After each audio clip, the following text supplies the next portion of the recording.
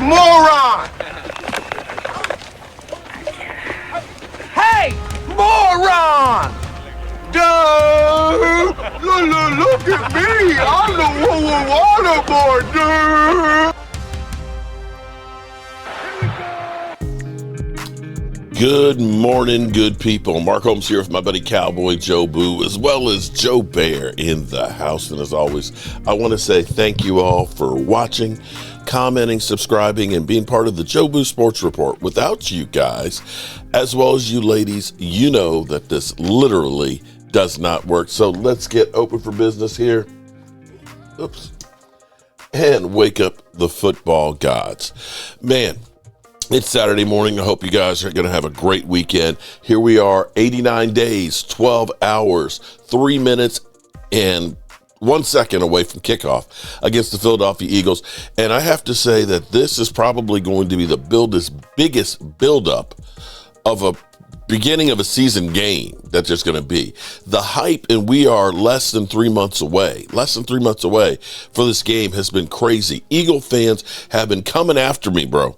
They've been coming hard at me. Well, pause on that one. Coming at me hard. Let me say pause.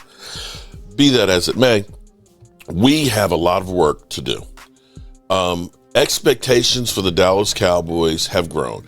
Had we kept Mike McCarthy where we were and continued the path of doing things the way we had been doing throughout Mike McCarthy's tenure, I don't know that things would turn around for the Cowboy fans. And the Dallas Cowboys, they took a big gamble here on Brian Schottenheimer. People have trashed Brian Schottenheimer. They've talked about him being passed over. He's been a coach for all these years and never been a head coach and so on. Well, there's a lot of guys who were hot coordinators that people thought were going to be great. Oh, my God, this is an incredible hire. You know, I remember when they hired Chip Kelly with the Eagles. Man, great college guy. Down in Jacksonville, Urban Meyer. Oh, my God, this guy, man, he's been a genius in college. That didn't work out. I remember people hiring Bill Belichick's guys, you know, all of their coaching staff, because they come from, you know, the king, Bill Belichick. And when you had, God, I can't remember his name. He screwed up with Denver and then got another chance with McDaniels. Yeah, Josh McDaniels. Everybody said he's a hot coordinator. They said he was a hot coordinator twice. And he fell flat on his face. You know? I remember when they said, man, genius even on The Sopranos about Mangini, because he was one of those hot coordinators, you know? Hell, I can say North Turner, he was one of those hot coordinators from the Cowboys, right? Those hot candidates, those guys that are newbies. Hell, Jason Garrett. Remember Jason Garrett? He was a hot coordinator for the Cowboys here. Even Baltimore wanted Jason Garrett. So you don't know what you don't know. Sometimes you have people who go to broadcasting school, have the pedigree and everything else, and they get put into a situation and they suck. And then you sometimes have guys who stuttered, couldn't speak in public, and somehow get on YouTube when they say you're too old, too technology challenged, too ugly, and can't speak right, that you're not one of those hot YouTube prospects. You don't have that cute ass, you know, that bubble butt that everybody wants to see, you know, the power, right? You don't have the hot takes or the money to be successful on YouTube.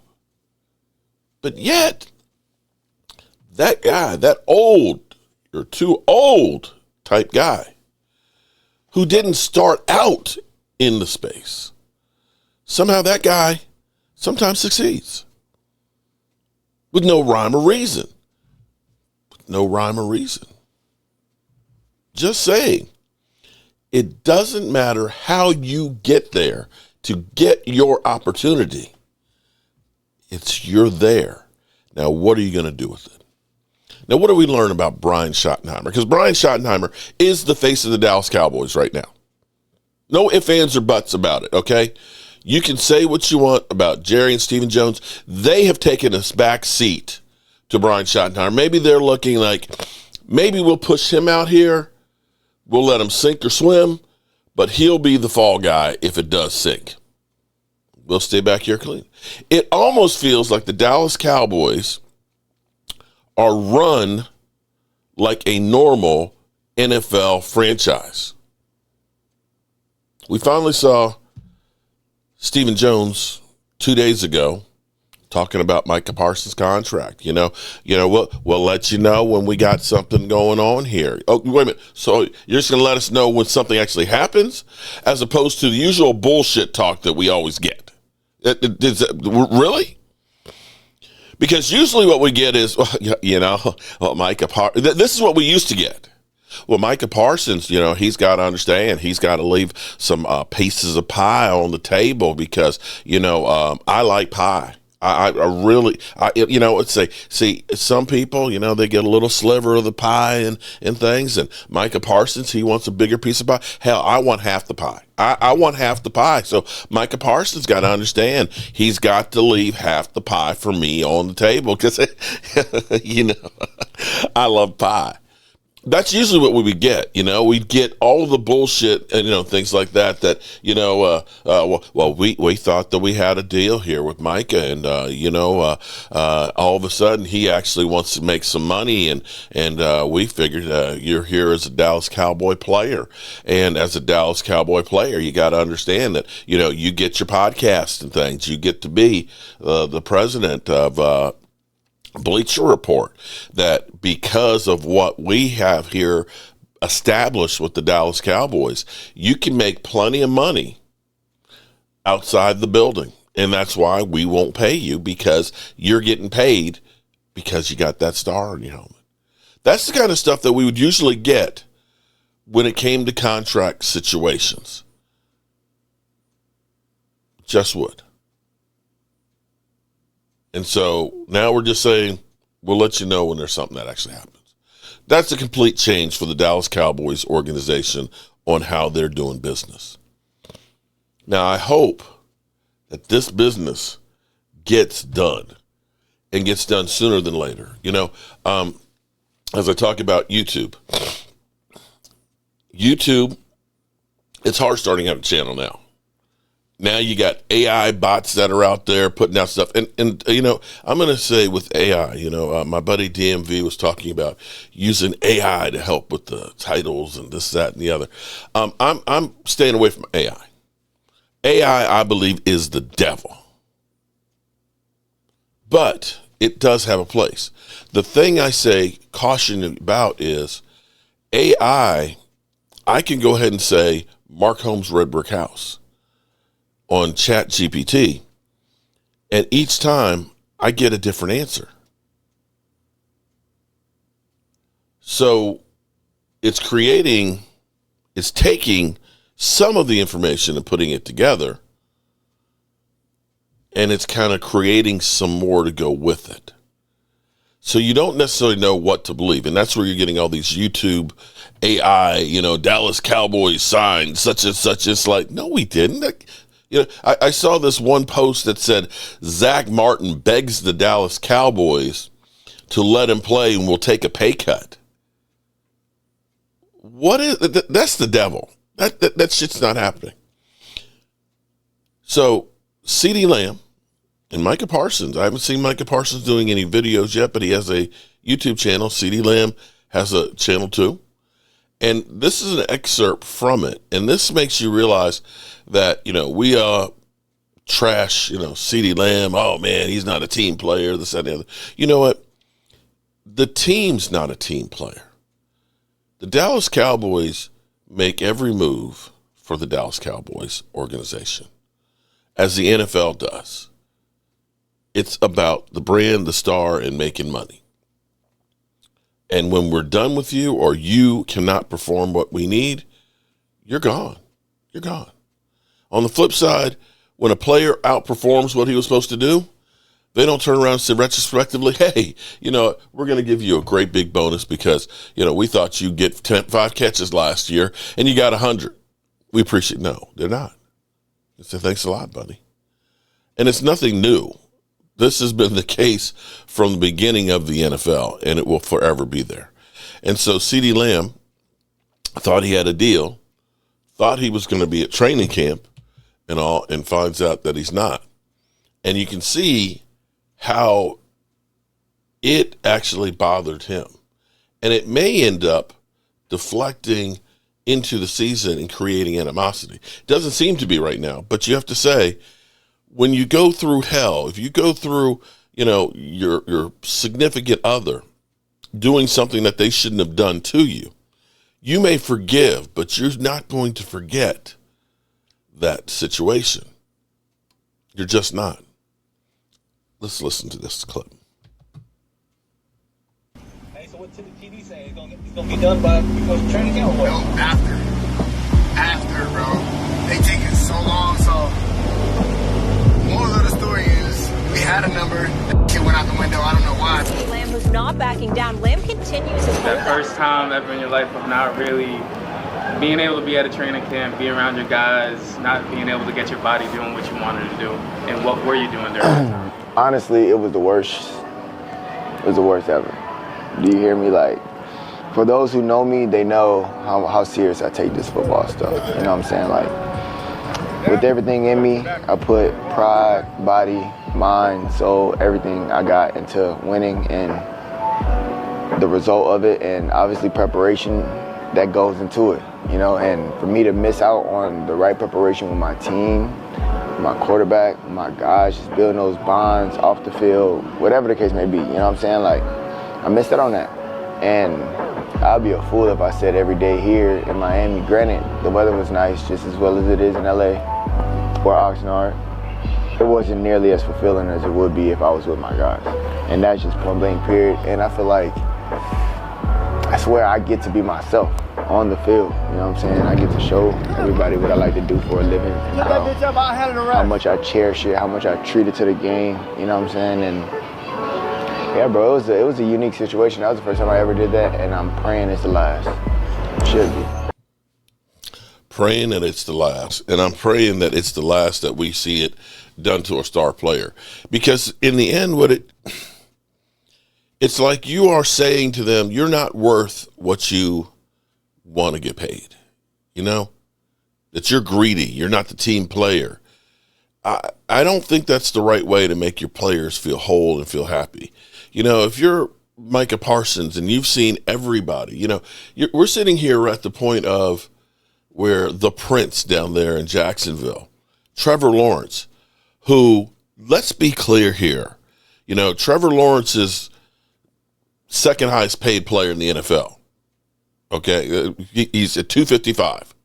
Oh, you can go, average per year behind Dak Prescott. He got paid this time last year. He's had his money. He's in the second year. He's going to be negotiating his contract in a couple more years if he's still able to play. And here it is. You are Micah Parsons, and you're still waiting. The Eagles center, after 3 years, after having 1 year as the starter, has gotten paid. Got his deal done. And you're still sitting here waiting. You've shown up for OTAs, except for 1 week, but you're traveling. And it wasn't like you've gone out and you've said anything negative about the Cowboys. You have towed the company line. You've been asked to be a team leader, and you're leading. You're working out, not just with you, but all of your teammates. You have performed historic levels through your 4 years, and it's time to get this thing done. There's no ifs, ands, or buts about it. We cannot go through with a new coach, new coaching staff, new players, a lot of a young team, a very young team, and deal with the everyday question to the players. What about Micah? What about Micah? What if Micah gets traded? Or trying to work as a team without your star player. We cannot make this mistake again. Just can't. With Brian Schottenheimer, I love I told you guys when they first made the hire, when everybody was going crazy, when Michael Irvin was literally going off and saying we missed an opportunity, it should be Deion Sanders, that this guy just fell off the salad truck, basically. I looked at where Brian Schottenheimer has been in his time in football. I've said, I like the fact that he has his father, Marty Schottenheimer. There's no guarantee that the son is going to be as good as the father. This is true. They usually say, a parent creates a company, the kids destroy it. That happens a lot of times, running the ground. But observing, because you can look at, say, Kyle Shanahan. He learned a lot from his dad. Now, he hasn't won the Super Bowl, but he's been there a few times. Can't say he's not a good coach. Can't say he's not a great offensive mind. But when I look at when I look at Brian Schottenheimer, and people say, he hasn't really, he hasn't coached as a head coach. But when you look at how many years he was an offensive coordinator for the Jets when they were actually successful years ago, with Seattle being successful with them and being here part of Dak Prescott, compare that resume to the hot coordinator, which was Jason Garrett. Now, Jason Garrett, I don't know how he was actually a hot coordinator because he wasn't. When he got hired by the Cowboys to be the offensive coordinator, he was a quarterback coach for Nick Saban, who jetted back to college football for the Miami Dolphins. He had that 1 year. He came here. He's offensive coordinator, 2 years, and now he's head coach. So you look at that resume that's this long, and you look at a resume of Brian Schottenheimer, offense coordinator with the Jets, even with Mark Sanchez, getting that offense and that running game going good enough, even with butt fumble, to get them to AFC championships. You look at him with Seattle. Seattle with Russell Wilson, when Russell Wilson used to cook, where he's getting like 36 to 40 TD passes and 4,000 plus yards, and they're rushing 2,000 yards, on the ground, that they're balanced. If he can replicate that with the Dallas Cowboys, if we get Dak Prescott, who can play like Dak Prescott, with now having a George Pickens and get the running game going again, you can say, hey, that's pretty good. And if on the other side of the ball, we can get the defense going, you could see the team do well.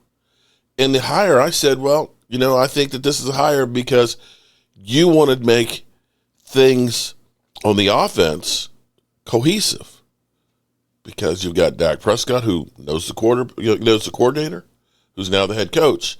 You know the system and the things that you want to run, which has been successful as far as statistics and being able to win games in regular season and be able to tweak it. And that's exactly what they've done. So I liked the hire. A lot of people trashed it. Brian Schottenheimer sucks. We'll see. But Schottenheimer, you can see each coach has a different philosophy. Some coaches are yellers. They're going to be screaming. They're going to try and motivate you by fear. Brian Schottenheimer is a guy who's going to motivate you by a pat on the back and praising you and exciting you, getting to know you and what makes you tick. For example, a guy like Terrence Steele. Terrence Steele is the eldest offensive lineman right now. It's hard to believe. Terrence Steele last year, the first half of the season was not very good, like everything with the Cowboys. Terrence Steele got better as the season went on, as they were more balanced running the football. But this is an example of what Brian Schottenheimer does.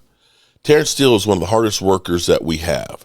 His work ethic, the way he trains, the way he approaches being a pro, and his craft are amazing. He's not the most vocal guy, and that's not a big thing, Schottenheimer said. I think playing next to Tyler Booker, that confidence, and Steele is a great communicator, which will allow him to make sure that they're on the same page because he does a great job, and that's just invaluable. I think he's set up to have a great year. So you can see his motivation, the way he motivates guys, is by praising them, by pat on the back, by being excited, bouncing up off the walls. And again, we'll see if this does the trick or not. But it, to me, is a breath of fresh air over Mike McCarthy. I love listening to his press conferences.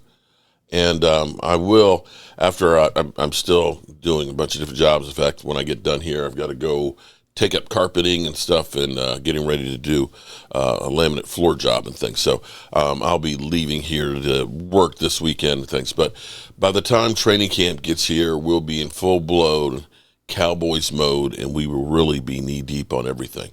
But I want to go back to the plan to fix the boys. And we still have one glaring thing left to fix. First team All-Pro pick 7 times, which puts him in some elite company with the Dallas Cowboys. The Cowboys lost one key player, but good news, salary cap expanding next season, of which Micah Parsons gave us the LFG when he quote tweeted our Dan Graziano. The cap will have increased by more than $53 million over the next 2 years. Okay, so we're going to play a game with Bill Barnwell, Fit the Bill. You're going to give us a 5-step plan for the Dallas Cowboys to fix them. I'm impressed you can do it in 5 steps. So fit the bill, starting with 1. Bill Barnwell, take it away. Number 1, we are re-signing Micah Parsons. This one is easy. He's one of the best defensive players in football. Not apparently. And we're actually going to reduce his cap hit from $24 million on his 5th-year option when we do re-sign Micah Parsons. You're starting there on the defense. Obviously, he's going to get a big contract, but you want to keep your stars around. Dak, CeeDee Lamb, Micah Parsons are your 3 stars on the defensive side of the football.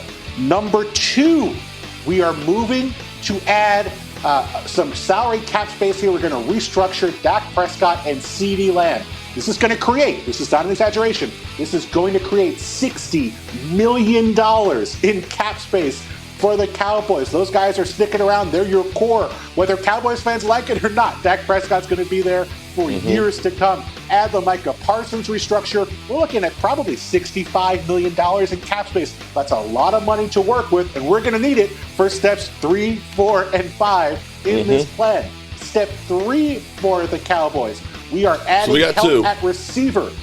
We definitely did that. Haven't invested much in the draft since CeeDee Lamb was taken in the 1st round. Their moves with the veterans. They moved on from Amari Cooper. They traded, or they got rid of a bunch of Brandon Cooks traded for.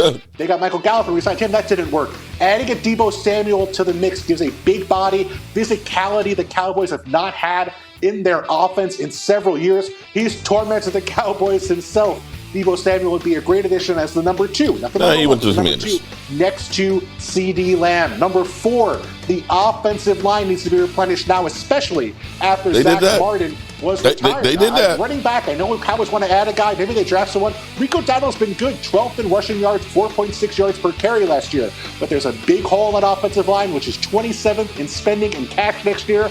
I would look at Trey Smith, that star Chiefs guard.